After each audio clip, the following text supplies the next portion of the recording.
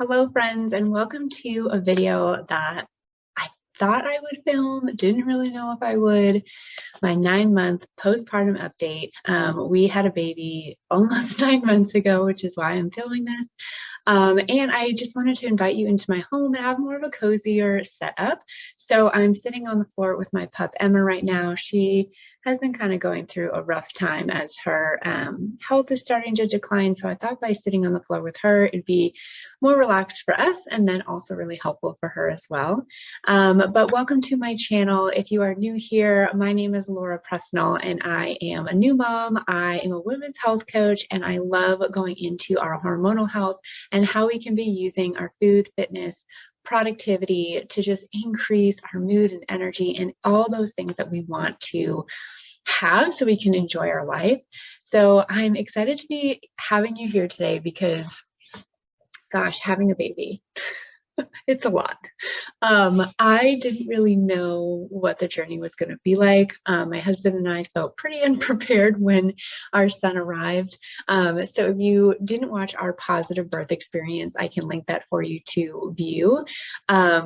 He surprised us by coming 2 weeks early. I went in for my 38-week appointment and was told that the fluid in my placenta was starting to decrease, which is not great. So I needed to be induced. And so that was on the afternoon of December 23rd, 2020.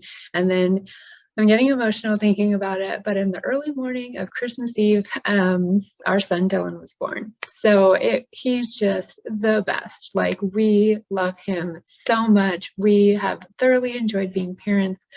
I've loved being a mom, but there's so many challenges that come with it, you know, just mind, body, spirit, energy, all of the things. And then what do you do when you're just trying to live your life too? So I think, you know, that's a great place to start. That the hardest challenge I have faced with becoming a mom is, how do you still take care of your child and the constant needs that they have and the constant changing growth and development that they go through on top of your regular life? So work, your marriage, your friendships, your relationships with your parents, your own dreams and aspirations that you have for yourself. Like, how do you manage that with children? And I think that was the biggest adjustment for me. There was so much change that happened and it was so quickly.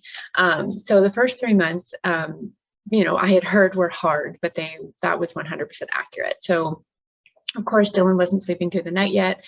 We got him to sleep through the night at 12 weeks, and thankfully that helped. We took the Taking Care of Babies sleep course, and we started implementing that when he was about 6 weeks, which is when a baby's circadian rhythm kicks in. So that's when they can understand the difference between day and night. So you can see Emma right here. So that's when we started incorporating the sleep course. So once we did that, we all were feeling a lot better, but I still felt like my stress levels were having a hard time resetting, which goes right into our adrenal glands. So I went through my adrenal reset 3 times before I finally felt like my stress levels are under control. And so you basically need sleep for cortisol to be able to lower, to be able to exit the body. And if we have too much cortisol, it can create, it can make sleep harder. It can make you feel more anxious. It can make you feel more overwhelmed. So I, at least understanding my hormonal health, could think objectively as I was going through all of the hormone changes of having a baby. And then I did choose to breastfeed because I wanted to really utilize the feel-good hormone release that comes with breastfeeding and the bonding of the baby. And I do believe that breast milk is best, especially in the first year of life. I really leaned into that. It was extremely hard because Dylan didn't latch for the first 8 weeks. So I had to exclusively pump for 8 weeks. I still have PTSD. Like, it was not great for my mental health. So not only were we having a baby, but I was pumping and I wasn't able to feed my baby, which is then stressful. And I just felt like we don't really have these conversations about the reality of what that feels like for a woman. You know, I really tried to, every single day that I could, call a friend, call my family. You know, it was COVID. We didn't have visitors for the first 8 weeks. So it was just my husband and I really trying to navigate everything. Thankfully, he had a really wonderful paternity leave. So that was the only way we were able to do it, just us two. He had 9 weeks off, which really helped. And then his parents came after, between when Dylan was about 8 to 10 weeks, they were here. But Dylan finally started breastfeeding at 8 weeks. So he was born with a recessed chin, which means that his jaw was turned slightly inward, which can make traditional breastfeeding positions hard. It was actually something that was mentioned in passing at my pediatrician's visit.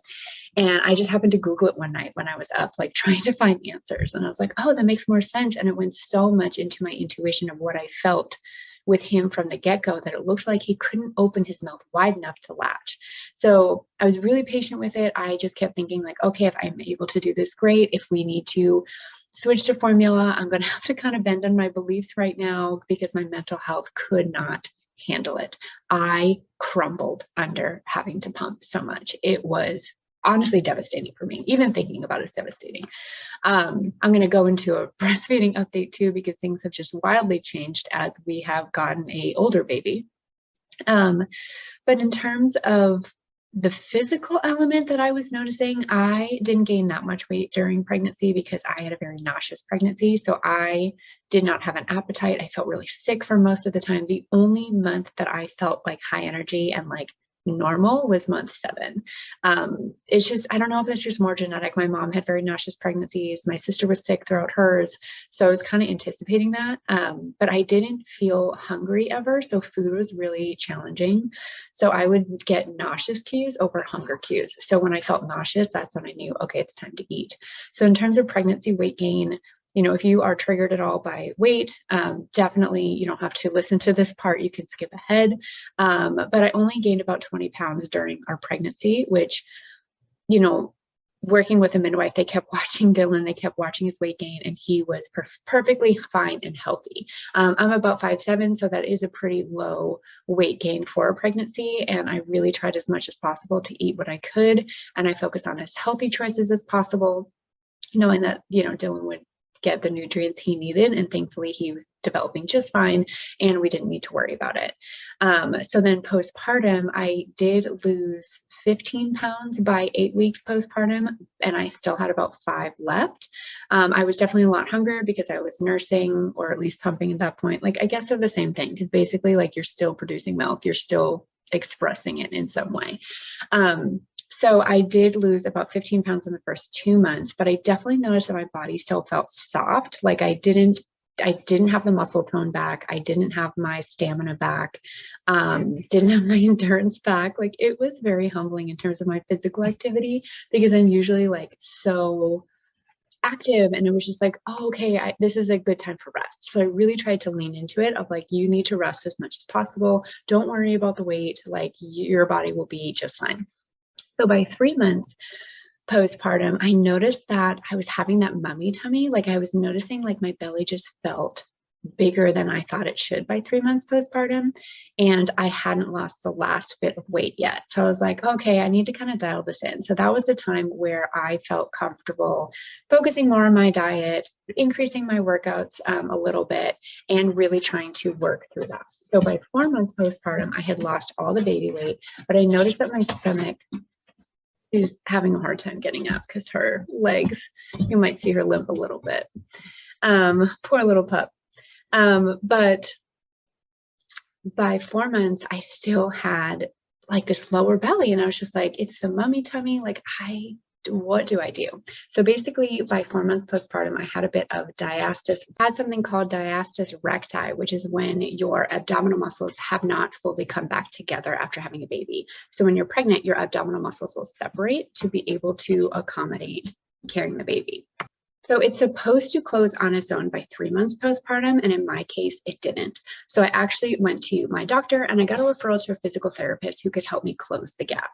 So there are ways you can Google or YouTube how to check for diastasis recti, and it's basically like a finger test to be able to tell like how much separation you have. And I knew by closing it, it would then make my stomach flatter.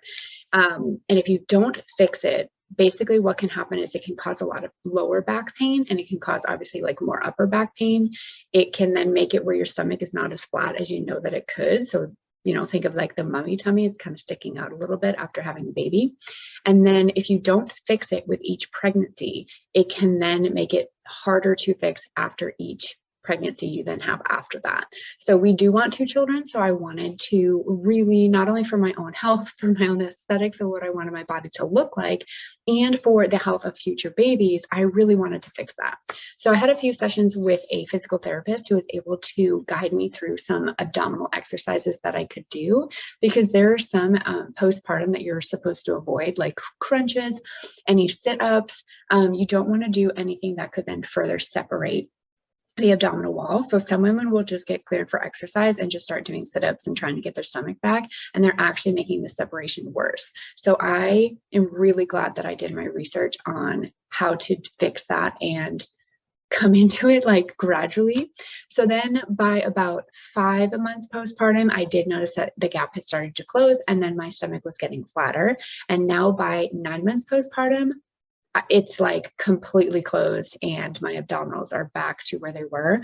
I do notice that when I do abdominal exercises, my core strength is still not 100% there. Like it feels either harder for me to do, like I'm definitely getting better. I still work at it and I'm going slowly with it, but I definitely notice that I'm fatigued in my abdominal muscles way more quicker than I was before pregnancy. So it's just an interesting thing to know, like you're essentially rehabilitating your body after having a baby. You know, it's a lot and it's a big demand on our body. So to really focus and give yourself that grace, I'm really glad that I really tried to practice that, even though mentally it can be frustrating, especially when you're so into your health and you're really into your fitness and you're just like, in my normal life, I'm just there. And right now I'm just not. And it's just like, this sense of ease and surrendering that you have to get comfortable with. And I'm just really glad that I took that space, because then I was able to heal my body slowly and gradually. And then by the time that Dylan was 5 months, we were traveling back home to Massachusetts to see my family. And that was when I was doing my 3rd round of my adrenal reset. I was having a really hard time sleeping. I could just tell my cortisol levels were off. My circadian rhythm was off. So my 2-week adrenal reset that I have in my programs, I can link them below if you ever want to reset your adrenal glands. It's like such a handy tool to have. It goes through herbs with a way to cycle your carbs throughout the day to actually help bring your cortisol levels down, to help basically metabolize it out so you're not feeling so stressed. And then that can improve your sleep. It can also improve any bloating that you have. I was noticing some belly bloat still by 5 months. And I'm like, I want to get rid of this. I know hormones. And I was like, I know I can fix this. So by 5 months, it was like about 5.5 months postpartum, I finally healed my adrenal glands. So then all of the belly weight had gone down. I was staying with my brother, and I don't ever use like scales. And I got on the scale and actually weighed a little less than when I started pregnancy, which I found interesting. So, you know, it was a mix of resetting my adrenal glands, starting to sleep better, starting to, you know, be more strategic with my fitness now that my body could move a little bit easier, and nursing. So nursing, thankfully, Dylan started latching and breastfeeding at 2 months old. So we were then in a really good group with breastfeeding. So that did help as well. And then as we were moving through our life, you know, he's then becoming a bigger baby. By 6 months, he just has been such a happy baby. Dylan also has reflux. If you might have heard me mention in some videos, so the first month with him was really hard. We didn't understand why he would cry so much just being laid flat. So we did opt to put him on some medication when he was 1 month old, and he's now slowly weaning off of the medication, which is really nice. But reflux was really scary. So it was just like this interesting dynamic. So he just became such a happier baby. He's starting to move more. He started crawling at about 7 months and just all over the place. And now it's like, you're just kind of, you know, he follows me around the house. So kind of chasing me up and down the hall. He's just become so happy. But when he goes through these growth spurts or is teething, oh, I'm like, where's my happy baby? Like, it's really hard because he's in so much pain. So now that we're at almost 9 months, Dylan basically abruptly stopped breastfeeding about 2 weeks ago. So we made it about 8.5 months with breastfeeding. And, you know, it was a mixture of my period came back when we started introducing solids. So we introduced solids at about 5.5 months. My period came back when he was about 6.5 months old. So I've had a few cycles now, and what the things you don't know about nursing and babies and all this stuff that I just felt like I had no idea of this stuff. So thankfully I'm learning. I'm really using it as an opportunity to grow. But apparently when you ovulate, your breast milk supply can drop. The taste of the breast milk can change. So it can taste saltier to babies versus the normal sweet, because your hormone levels are changing, your vitamin levels change, and it's supposed to be like a short-term thing. Dylan very much does not like it at all. And I noticed when the cycle first came back, he was like pretty upset about it. This time, mixing with his 2 front teeth coming in, so his mouth's really sore, he has not been latching. So it's been about 2 weeks, and I have cried every day for the past 2 weeks because emotionally I'm not getting that same feel-good hormone hit. So, you know, as I mentioned before, I chose to breastfeed to help avoid postpartum depression. And because the changes happened so drastically, there was no mental preparation, there was no physical preparation. And then it was really stressful because you want to be able to feed your baby, but he's then not latching at all. So I've had to go back to pumping, which I just unraveled, like emotionally unraveled. And I was talking to my husband and I was like, I cannot sustain this. So we've been trying to figure out, like, is it a phase? Is it not a phase? I'm also dairy. I have a dairy sensitivity. And of course, Dylan showcased that he has the dairy sensitivity. So I couldn't just go and buy formula. So I'm like, trying to call the pediatrician before we leave for a weekend away to go to a wedding, and then we're traveling, and then the pumps that I brought, like one of them wasn't working, and then, you know, the battery pack broke, and then the plane didn't have any outlets. Like, it was just like an ish show as we were traveling, and I just completely unraveled and broke down. So I did buy some formula. I was like, my mental health is more important right now, and I need to make sure that my baby's fed. I'm working, like, I just don't have the mental space or the ability to handle what this is going to be. So we had talked about stopping breastfeeding at 6 months. We then have gone surpassed that. Then we talked about 9 months. And then I was like, well, if I could go a full year, I'd love to do that. And Dylan's essentially choosing right now not to. So we've been kind of working on the relationship to see if he'll do it. But he seems interested, but you know, he just keeps going to bite me. So I think that his gums are still sore. So I essentially dropped a session. We're doing a hybrid right now of hyperallergenic baby formula and breast milk, but it's not going to be a long-term solution if he doesn't latch again, because I mentally can't do it. We have a lot of trips coming up too. And I'm like, it's too stressful on me, on our family. And I was like, a woman holds so much of the dynamic of her family. And my mood and my energy haven't been where they need to be. And I don't want to push that on my husband. I don't want to put that on my child. I don't want to have the energy coming forward of working with you guys. And I just want to be real about the situation and how it's been, because right now it has not been going well. And not having that normal feel-good hormone release has definitely made me feel more subdued, like just really trying to come back to myself. So now I'm like, okay, this is the reality. What are you going to do? I dropped a session so that it makes it easier. If he doesn't latch in the next week or two, I'll drop another one, and then we'll just gradually start tapering off. And then I'm trying to find that hormone boost in other ways. So we're doing more skin to skin. I took a bath with him last night. When he does feed, if I'm feeding him a bottle, I hold him close just like he was nursing so that we can still have that bonding experience, because I just felt like he was pulling away. I felt rejected. And Tyler's parents came to stay with us while we were at a wedding and to watch Dylan. And I just broke down crying in front of his mom. And she's like, he's not rejecting you. Like, you know, something's going on. He's going through a lot of developmental changes.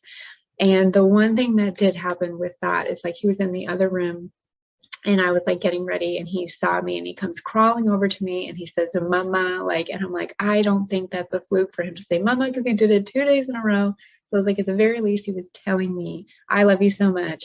I'm growing up. My mouth hurts right now. Sorry for biting you, because that really hurts. Like, it's been so much. So 9 months, you know, he's just a bigger baby. He moves more. He's definitely keeping us more on our toes. He's interested in a lot of things, but he's still our cute, happy little baby. Now that he's kind of gotten out of his growth spurt, and then his second front tooth is almost about to break through. So he's definitely been feeling a lot better. But for a good 3 weeks, I was like, this is hard. I feel like, you know, it's almost like those first few weeks when they first come out. So that's just where I've been at, like, emotionally, physically. I really want to keep it real with you guys too, because this just feels like a lot going on. And I hope to shoot some more of these videos so we can have more heart to hearts, because I felt like through this, I was like, I just felt so unprepared for it. And maybe by sharing part of my story and just opening up and having a conversation with you guys, depending if you share this video with friends, it just could make us feel less alone and just have this space for understanding of these components that go and these new dynamics that come into motherhood and raising our babies that none of us know about.